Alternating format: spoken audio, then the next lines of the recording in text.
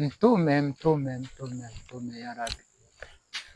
Maana kwenye mfungo huu mjomba.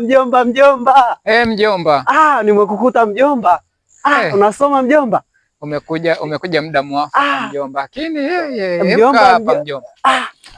Hii ndo kiti mjomba? Kaa mjomba. Leta nikushikie na hii. Mjomba usije kamwaga. Nakuwekea hapo utachukua baadaye mjomba. Sawa mjomba. Lakini sasa wewe unalewa ukiwa umevaa kibaragashia na kati dini hairuhusu. Yaani unachafua neno la Mwenyezi Mungu. Mjomba unajua leo mjomba. Huko nilipotoka nisinikutana na mjomba Idi huko. Akaniambia twende. Mtume ya Rabbi. Nikajikuta tayari nimeshafungulia mjomba. Nilikuwa nimeshasahau mjomba kama leo mfungo wa Ramadhani umeanza. Basi itabidi nikukumbushe sheria za Mwenyezi Mungu ili kusudi uachane na hii habari ya kwenda kwa Idi halafu unakuja umebeba vitu haramu. Hii haramu mjomba. Mjomba unajua mjomba?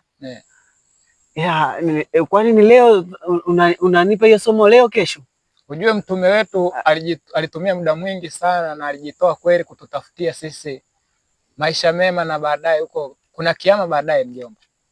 Ni kweli mjomba, najua hiyo kiama mjomba, nimesikia kwenye staafu.